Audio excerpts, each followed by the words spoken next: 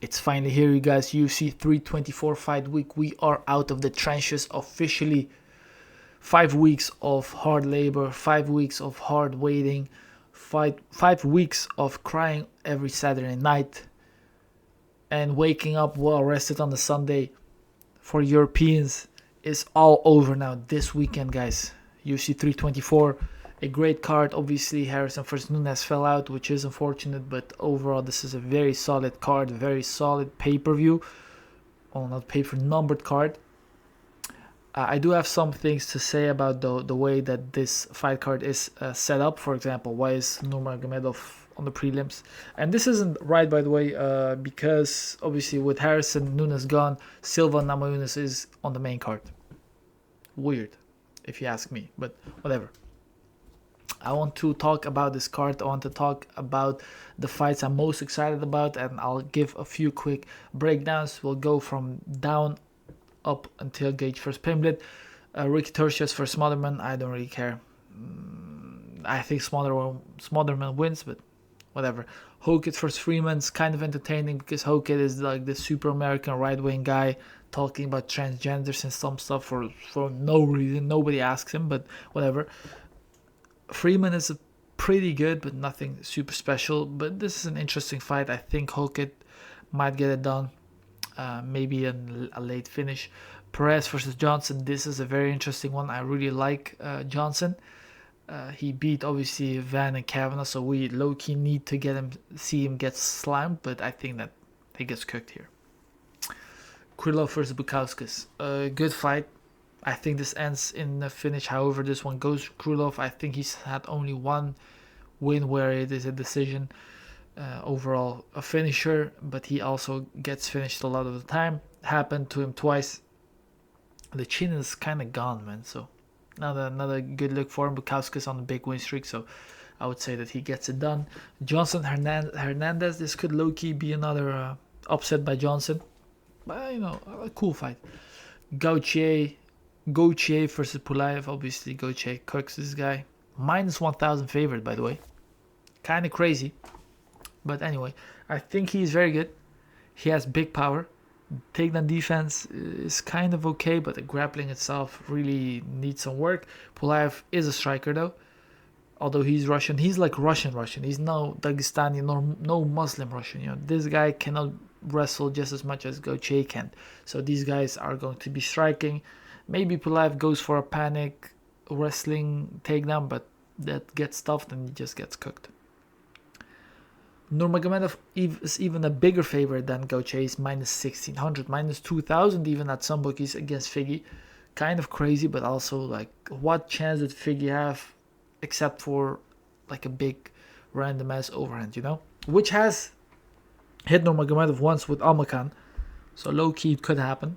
But overall, I think that Nurmagomedov cooks him. Like the only thing that Figgy has is a random overhand that he can throw. He knocked down Piotr Jan with it as well. But that was all like... There's no way that he beats Nurmagomedov if it's not for that fluke. And how is this guy on the prelims and is Silva versus Namajunas on the main card?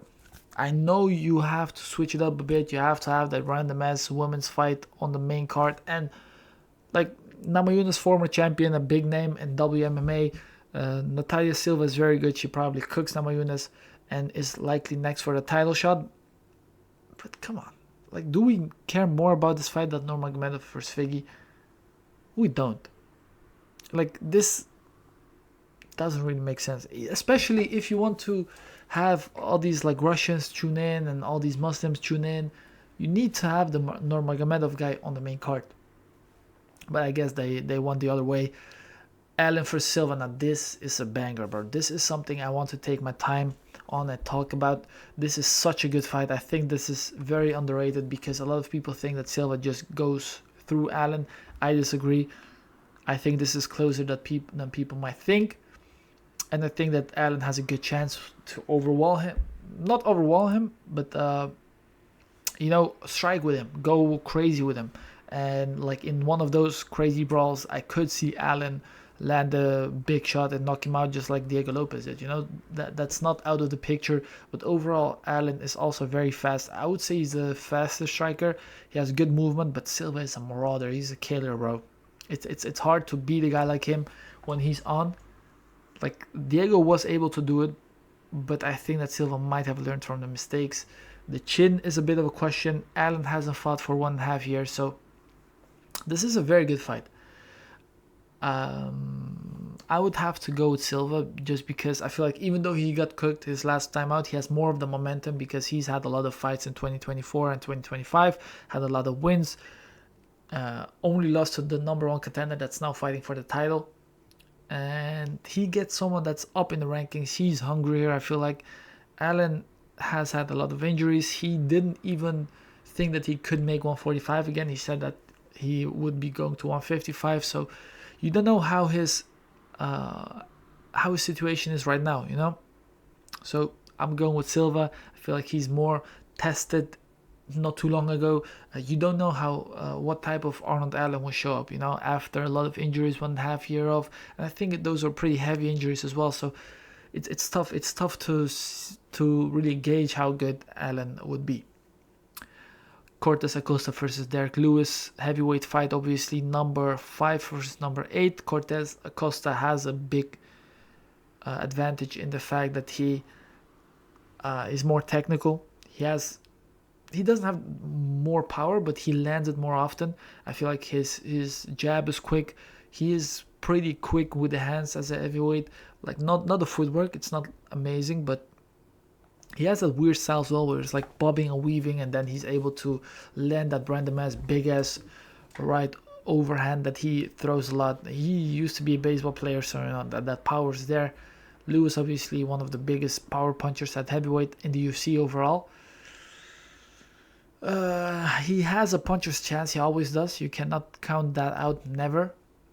But I don't see how he beats Acosta here, because Acosta has a very good chin. He's been hit cleanly by multiple people, including Pavlovich, who I would say likely has more power than Lewis. So it's tough.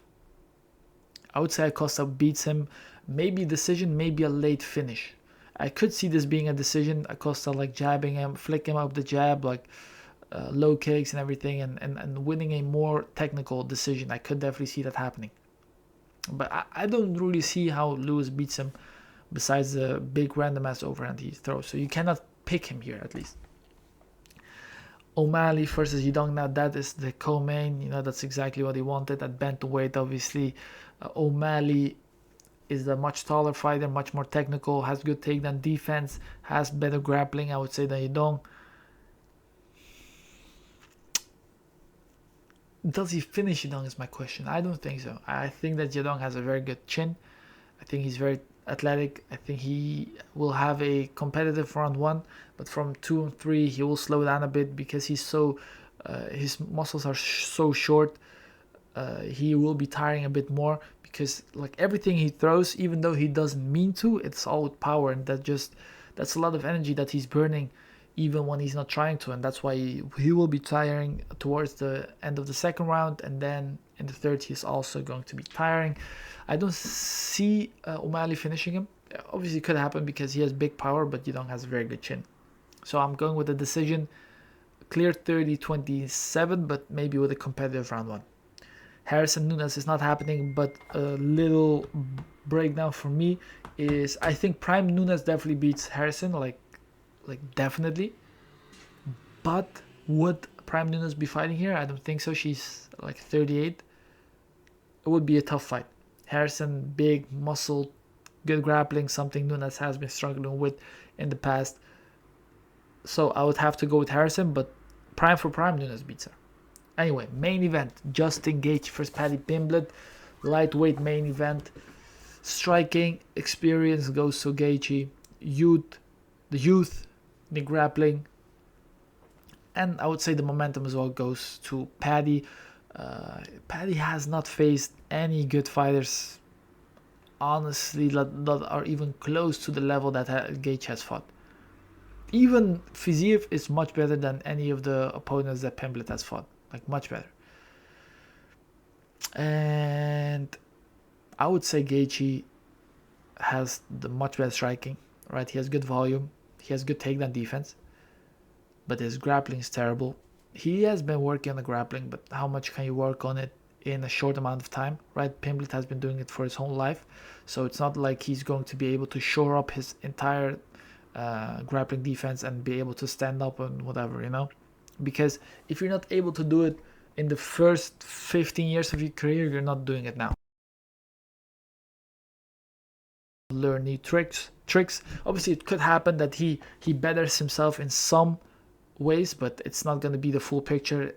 I think he is in danger every second that this fight is on the ground. But can he keep it on the feet? That's a question. I would say he can for most of the time. He should be able to do it in the first round, probably most of the second round. At some point, maybe Pimblett gets him down, like with some random exchange, you know, where he, like, they're in the clinch and then he jumps guard or jumps like a flying triangle, and then they're like rolling, and then Pimblett gets on top. Then it would be a real problem. But I think in the first round, definitely Gaethje will be able to keep it on the feet.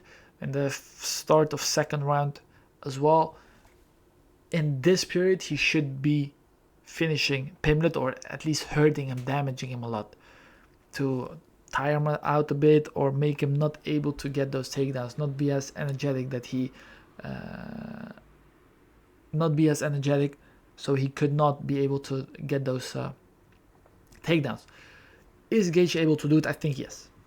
Obviously, you know, he is much more technical now, but he knows what the game plan is. He needs to go forward. He needs to pressure Pimblett, but also keep the distance. Nice jab, nice low kicks as well, very important. So he cannot like drive through those takedowns. He's not the best grappler or wrestler anyway. Pimblett is 28% takedown offense, and that's like against bums. So I think Gaethje is able to keep it on the feet, and I think that he cooks him there. And that was my prediction for the entire 324 card. Keep in mind, guys, the times, as you can see here, are 1 hour earlier than normal. Perfect for Europeans. I mean, not perfect, because perfect would be prime time for us, but still it's good, 1 hour earlier. So keep that in mind when you're watching the card. Otherwise, you'll miss the banger that is Turcios versus Smotherman. Dude, no, you don't want to miss that shit, dude. So don't forget 5 ET, and then for us Europeans, Netherlands, 11 at night. So thank you guys for watching. Let me know what you think of my predictions. Let me know what you think of this card. Obviously Arman should have been there, but whatever. I should have been there, whatever. Thank you guys for watching, and I'll see you in the next one.